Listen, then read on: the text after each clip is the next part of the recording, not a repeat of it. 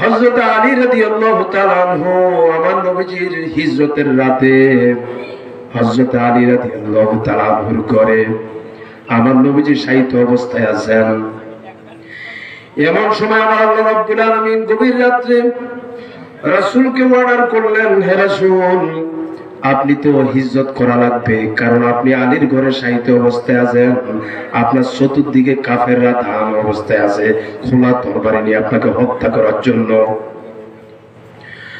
আমার ভাইরা নবীজি উঠে গেলেন, হযরত আলীকে বললেন, আলী, তুমি এই বিছানার ভিতরে শুয়ে থাকো, সকাল যখন হবে তখন তারা আমি মুহাম্মদ বলে তারা তোমাকে হত্যা করতে চাইবে, আমি চলে যাই, টেনশন করো না।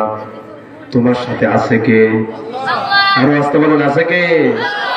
আমার ভাইয়েরা আমার নবীজিকে লক্ষ্য করে আলী রাদিয়াল্লাহু তাআলা কি বললেন দেখেন, বন্ধুত্ব হওয়া লাগবে এরকম, যার জন্য জান দিবেন, মাল দিবেন, টাকা দিবেন, পয়সা দিবেন, দুনিয়া দিবেন, আখিরাত দিবেন, সর্বশেষের বিনিময়ে জান্নাত দিবেন, জান্নাত পাবেন। জোরে বলেন ঠিক কিনা?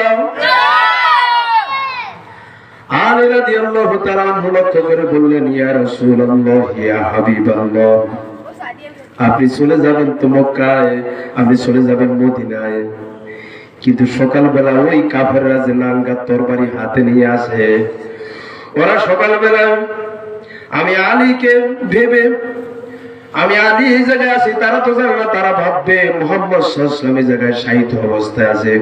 মুহাম্মদ ভেবে আমি আলীকে তারা তরবারি দিয়ে টুকরা টুকরা করে ফেলবে। আমার মনে কোনো দুঃখ নাই, আমার জীবনের বিনিময় হলেও আমার বিশ্বনবী দুনিয়াতে বেঁচে আছেন, এটাই আমার সান্ত্বনা হয়ে যাবে। কি বন্ধুত্ব লক্ষ্য করছে? জান দিতে পারে, কি দিতে পারে? আর আমরা টাকা 1000 পাইনি, আল্লাহ আল্লাহ নেতায় কয়, এই আজকে যাইবা 5 জনের কলা ফলাই দিবা। জোরে বলেন ঠিক কিনা? কয়দিন আগে এই যে হাদিকে গুলি করছে, কথা বুঝেন নাই? হাদিকে কার ইশারায় কে গুলি করছে আমাদের বুঝতে বাকি নাই। জোরে বলেন ঠিক কিনা? আমার ভাইয়েরা, গুলি করছে যেই করছে, কারো ইশারা করা হয়েছে। জোরে বলেন ঠিক কিনা? সুতরাং বন্ধুত্ব করতে হবে এমন লোকের সাথে যিনি নেতৃত্ব দিবে কিয়ামতে। দুনিয়াতে যেমন নেতৃত্ব আপনার মসজিদের ইমাম যেমন নেতা, তার সাথে আপনার বন্ধুত্ব। সমাজের ইমাম হওয়া লাগবে মসজিদের ইমামের মতো, দেশের ইমাম হওয়া লাগবে মসজিদের ইমামের মতো। জোরে বলেন ঠিক কিনা? সমাজের ইমাম, আমার ভাইয়েরা, মসজিদের ইমাম যেমন দুনিয়াতে নেতৃত্ব দেয় আপনার, আমার ভাইয়েরা, সমাজের ইমাম যেমন মসজিদের ইমামের মতো দুনিয়াতে নেতৃত্ব দিবে আপনার, রাষ্ট্রের ভিতরে নেতৃত্ব দিবে আপনার। এই ইমাম আপনার মৃত্যুর পর কিয়ামতে নেতৃত্ব দিয়ে এই ইমাম আপনাকে জান্নাতে নিয়ে যাবে। সুবহানাল্লাহ বলেন, কথা বলেন ঠিক কিনা? এই জন্য আমার ভাইয়েরা লক্ষ্য করুন, নবীজি আমার কি করলেন, রাত্রিবেলা সেখান থেকে বাইরে হলেন, হযরত আলীকে শোয়াই দিয়া সেখান থেকে বাইরে হলেন।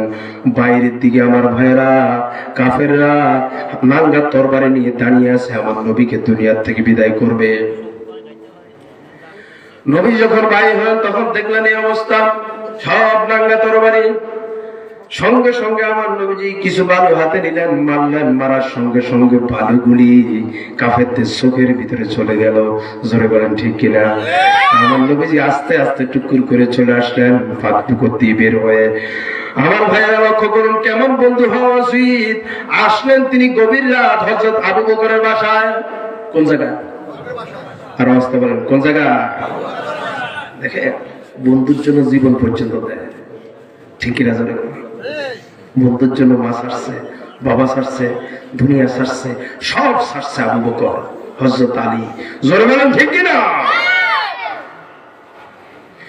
হযরত আলী রাদিয়াল্লাহু তাআলা আনহু, হযরত আবু বকর সিদ্দিক রাদিয়াল্লাহু তাআলা আনহুর ঘরের সামনে এসে আমার নবীজি আস্তে করে দরজা নক করলেন। দরজা নক করার সাথে সাথে আমার হযরত আবু বকর সিদ্দিক দরজা খুলে দিলেন। নক করতে দেরি, খুলতে দেরি হয় না। আমার কথা কি বুঝতেছেন? নক করতে দেরি, খুলতে দেরি হয় না। দরজা যখন খুলে দিলেন, নবীজি আমার জিজ্ঞেস করলেন, কিরে আবু বকর, ঘটনা কি? তুমি কি রাত্রে ঘুমাও না?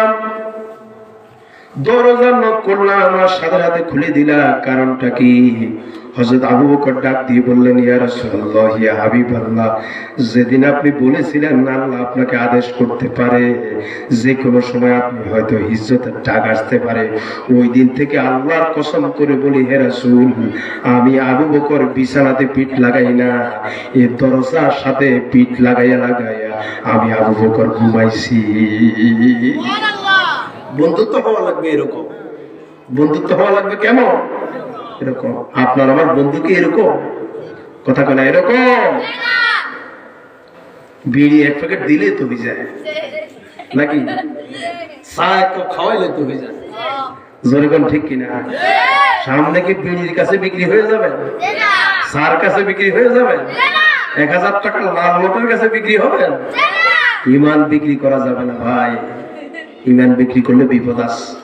জোরে বলেন ঠিক কিনা? আমার ভাইয়েরা লক্ষ্য করুন,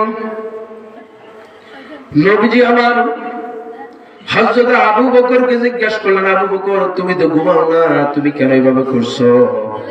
হযরত আবু বকর বললেন, ইয়া রাসূলুল্লাহ, ইয়া হাবিবাল্লাহ, আমি আপনার জন্য আমার দুনিয়া, আমার জীবনটা আমি আপনার জন্য কুরবান দিতে পারি। নবীজি আমার আবু বকরকে নিয়ে আস্তে করে গুহার ভিতরে লুকায় গেলেন। সেখান থেকে আস্তে করে এসে আবু বকর ঘরের থেকে এসে গুহার ভিতরে লুকায় গেলেন। ওইদিকে কাফেররা কিন্তু পদাঙ্ক অনুসরণ করতেছে, নবীজি কোন দিকে যায়। তৎকালীন সময়ে কাফেররা কিন্তু তারা বুঝতে পারতো, পায়ের মাপ দেখে বুঝতে পারতো। কথা বুঝেন না? তারা কি পায়ের মাপ দেখে বুঝতে পারতো এই পাটা কার হতে পারে। লক্ষ লক্ষ মানুষের ভিতরে পায়ের মাপ বোঝা এটা কিন্তু সহজ ব্যাপার না। কি কর? আচ্ছা, আমি এই রোডে যদি যাই আপনি কি বুঝতে পারবেন আমি এই রোডে গেছি? হ্যাঁ, তাহলে তো সোমরে ধরিয়ে আলাইতো মানুষে, রাত 2টার সময় কে এদিক দিয়ে গেছে ধরি ফেলাইতো না, কিন্তু পারে না। তৎকালীন সময় লোকেরা আপনি রাস্তা দিয়ে হাঁটলে মানুষ মানে তারা ফাও সাপ দেখলে বুঝতে পারতো এই রাস্তা দিকে গেছে। ঠিকই না? পদচিহ্ন বিশারদ। আমার ভাইয়েরা, কাফেররা পায়ের ছাপ দেখে বুঝে ফেলেছে এই রূট দিয়ে মুহাম্মদ সাল্লাল্লাহু আলাইহি ওয়াসাল্লাম এবং আবু বকর গেছে। ওই পায়ের ছাপ অনুসরণ করে গর্তের একদম কাছে চলে গেল। ওইদিকে আমার নবীজি এবং আবু বকর গর্তের ভিতরে। বন্ধুর জন্য বন্ধু কি করে লক্ষ্য করুন আমার ভাইয়েরা। গর্তের ভিতরে ঢুকাই গিয়া আমার ভাইয়েরা হযরত আবু বকর রাদিয়াল্লাহু তাআলা আনহু তিনি বললেন, হে রাসূল, অনেক দূর সফর হয়ে গেছে, অনেক দূর সফর হয়ে গেছে, আমি একটু বসি, আপনি ক্লান্ত হয়ে গেছেন, আমার পায়ের উপরে একটু ঘুমান, একটু বিশ্রাম নেন। হযরত আবু বকর বললেন, হে রাসূল, একটু বিশ্রাম নেন। নবী আস্তে করে মাথাটা দিলেন আবু বকরের পায়ের ভিতরে। হযরত আবু বকর রাদিয়াল্লাহু তাআলা আনহু তিনি ভাবলেন যে গুহার ভিতরে বিভিন্ন গর্তগুলি আছে, এই গর্তের ভিতরে বিভিন্ন বিষধর সাপ থাকতে পারে, পাহাড়ি এলাকা। এই জন্য তিনি কি করলেন, তিনি কিছু কাপড় দিয়ে ওই গর্তের মুখগুলি আস্তে আস্তে বন্ধ করতেছিলেন। বন্ধ প্রায় করে ফেলেছেন, কিন্তু একটা গর্ত বাকি রয়ে গেছে। ওই গর্তের পাট দিয়ে আমার ভাইরা নিজের হাঁটুটা রেখে নিজের পাওটা দিয়ে ওই গর্তের মুখটা বন্ধ করে দিয়েছেন। আমার নবী তো আপনার হাঁটুর উপরে শুয়ে আছেন। কিন্তু দুঃখের বিষয় হলো সত্য আমার ভাইরা, হযরত আবু বকর সিদ্দিক রাদিয়াল্লাহু তাআলা আনহু আমার ভাইরা সেই গুহার ভিতরে হঠাৎ করে একটা বিষধর সাপ এসে হযরত আবু বকরের পায়ের ভিতরে আমার ভাইরা সবল মেরেছে। সবল মারার সঙ্গে সঙ্গে সারা শরীর হযরত আবু বকর বিষ হয়ে গেল, বিষাক্ত হয়ে গেল। আবু বকরের চোখের পানি গিয়ে আমার নবীজির চেহারার ভিতরে পড়লো। নবী করিম সাল্লাল্লাহু আলাইহি ওয়াসাল্লাম জেগে গেলেন, ডাক দিয়ে বললেন, আবু বকর কি হয়েছে, কাঁদো নাকি? কেন কাঁদো? চোখের পানি আমার গায়ে পড়লো কেন? হযরত আবু বকর রাদিয়াল্লাহু তাআলা বললেন, না হুজুর, এমনিতে চোখের পানি পড়ছে। আমার নবীজি বললেন, আমি নবী, তুমি নবী না, আমি জানি তুমি কি জন্য কাঁদছো। নিশ্চয়ই তুমি কোনো দুঃখ পেয়েছো, কষ্ট পেয়েছো। মার কথা মনে পড়ছে কিনা, স্বামী সন্তানের কথা মনে পড়ছে কিনা? হযরত আবু বকর ডাক দিয়ে বলে, ইয়া রাসূলুল্লাহ, ইয়া হাবিবাল্লাহ, যেদিন থেকে আপনার সাথে আমার পরিচয়, আমার সাথে বন্ধুত্ব হয়েছে, ঈমান এনেছি যেদিন থেকে, সেই দিন থেকে আপনার থেকে বড় আমার মা বাবা, আমার সন্তান, স্ত্রী দুনিয়া নয়, আপনি হলেন আমার কাছে সবচাইতে বড়। আজ আমাদের সমাজের ভিতরে আমাদের বড় কিন্তু আমাদের আল্লাহ না, আমাদের রাসূল না। জোরে বলেন ঠিক কিনা? আল্লাহকে বাদ দিয়ে ফেলে, রাসূলকে বাদ দিয়ে ফেলে, এমনকি আল্লাহর গাইল দেয়, রসুলকে গাইল দেয়। এরকম পাবলিক আছে না? এই যে আউল ফাউল বাউল, ওদের আমার রাসূলের গাইল দিছে না, আমার আল্লাহর গাইল দিছে না, সূরা নাস নিয়ে মন্তব্য করছে না।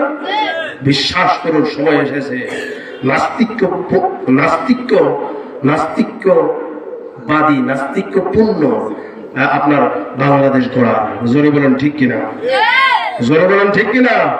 নাস্তিক মুক্ত বাংলাদেশ আমরা চাই কি চাই না? আমার ভাইয়া, কোরআন ভিত্তিক বাংলাদেশ চাই কি চাই না? আমরা দেখেছি বাংলাদেশের আকাশ বাতাস, বাংলাদেশের গাছের ঢালে, আগায় গোড়ায়, ডাইনে বামে সব জায়গায় নাস্তিক বসে রয়েছে। জোরে বলেন ঠিক কিনা? আপনি কি চিন্তা করছেন 17 বছরের যে নাস্তিক গুলি বসেছে, এগুলো এখনো বিভিন্ন শাখা পোশাকে থেকে চলে গেছে, ওগুলো এখন তারাই আছে, শুধু রূপ পাল্টিছে। কথা বলেন ঠিক কিনা? আমার ভাইরা, নাস্তিক মুক্ত বাংলাদেশ আমরা চাই কি চাই না? আমার ভাইরা, নাস্তিক মুক্ত বাংলাদেশ গড়ার জন্য কোরআনের আইনের বিকল্প নাই, রাসূলের হাদিসের সুন্নাহর বিকল্প নাই। জোরে বলেন ঠিক কিনা? কোরআন হাদিস ভিত্তিক বাংলাদেশ গড়ব আমরা। রাজি আছেন? জোরে বলেন রাজি আছেন? রাজি আছেন? আবার দুই হাত তুলে আমার আল্লাহরা দেখা।